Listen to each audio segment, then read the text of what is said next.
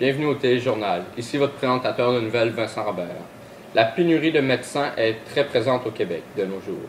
Jean-François Eddy, notre reporter sur le terrain, va nous en dire plus. Bonjour, mon nom est Jean-François, bienvenue au reportage. Nous allons maintenant aller interroger Mademoiselle Grusselin, ou plus communément appelée Docteur Grusselin, pour nous aider à comprendre le sujet.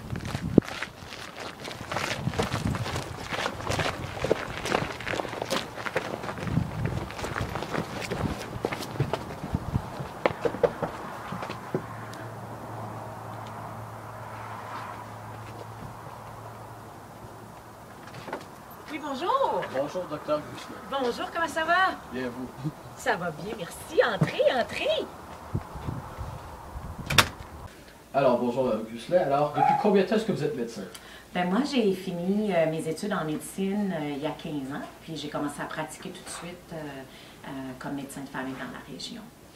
Parfait. Et à quelle université est-ce que vous avez fait vos études? J'ai fait toutes mes études à l'Université d'Ottawa.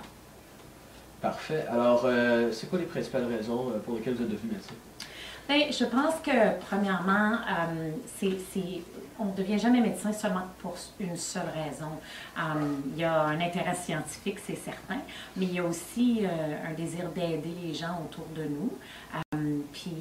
C'est une profession qui est très, très, très enrichissante et puis qui offre énormément à toutes sortes de niveaux parce que ça nous permet de faire vraiment toutes sortes de choses. Quand on devient médecin, on peut faire de la médecine appliquée, de la médecine clinique, on peut faire de l'enseignement, on peut faire de la recherche. Alors pour moi, c'était une bonne façon de vraiment aller chercher mes intérêts scientifiques et mes intérêts pour le bien-être de ma communauté en même temps.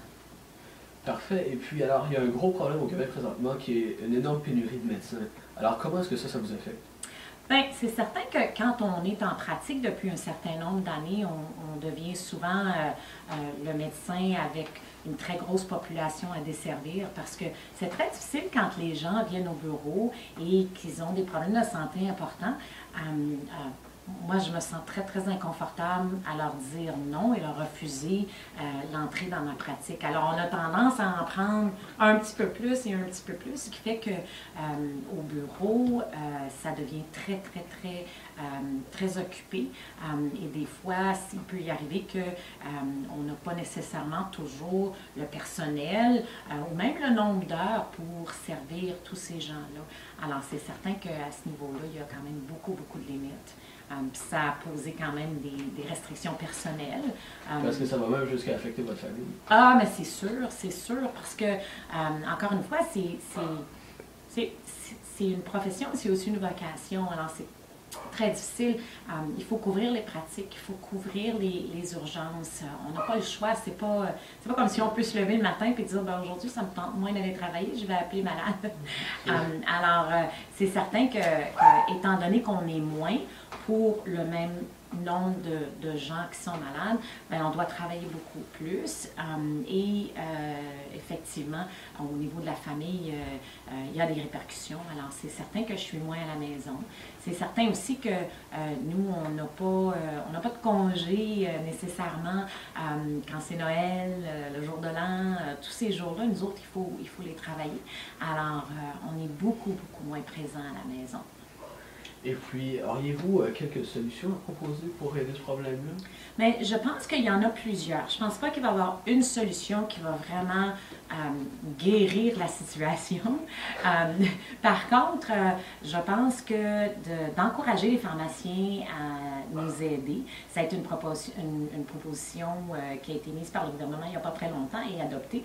Et c'est une excellente idée parce que les pharmaciens ont des très bonnes bases de données qui peuvent nous aider beaucoup en conseillant les patients sur les types de médicaments qu'ils ont besoin. Maintenant, l'autre façon aussi qui pourrait aider, ce serait d'avoir plus d'infirmières qui ont des aptitudes, des techniques et aussi des connaissances plus avancées.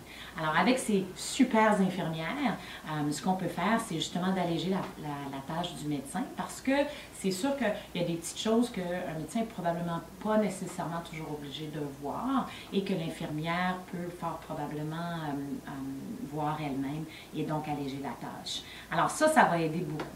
Augmenter le nombre d'admissions aux facultés de médecine, c'est déjà quelque chose qui a été fait. Alors, ça va prendre quelques années avant qu'on voit vraiment jusqu'à quel point ça va nous aider, mais sûrement que ça va avoir un effet aussi. Et je pense qu'il faudrait vraiment essayer de changer l'optique de certaines personnes dans ma profession et de leur démontrer clairement qu'il faut vraiment être très, très, très disponible. Être médecin, c'est une grande opportunité et on ne peut pas juste dire, ben moi, ça me tente juste de travailler un jour ou deux par semaine. Alors, il faut vraiment se rendre très, très disponible. C'est quelque chose qu'on doit enseigner à nos étudiants en médecine. Parfait, merci beaucoup. Bienvenue. Merci à Jean-François Eddy et Mme Gruslin pour cet excellent reportage. Maintenant, passons à M. Giroux qui a de fortes statistiques à nous présenter. Bonjour, ici Mathieu Giroux. Je vais vous présenter des statistiques très intéressantes sur le manque de personnel dans nos hôpitaux. De nos jours, au Québec, il manque d'environ 1100 médecins de famille. Comme on peut le voir sur le graphique ci-dessous, il y a environ 100 médecins pour 100 000 habitants.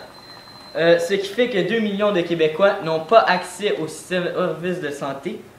Dans les 4 dernières années, 250 médecins étaient supposés devenir médecins de famille, mais se sont spécialisés. Ce qui fait qu'il y a moins en moins d'étudiants qui deviennent médecins de famille, mais il y a de plus en plus de demandes.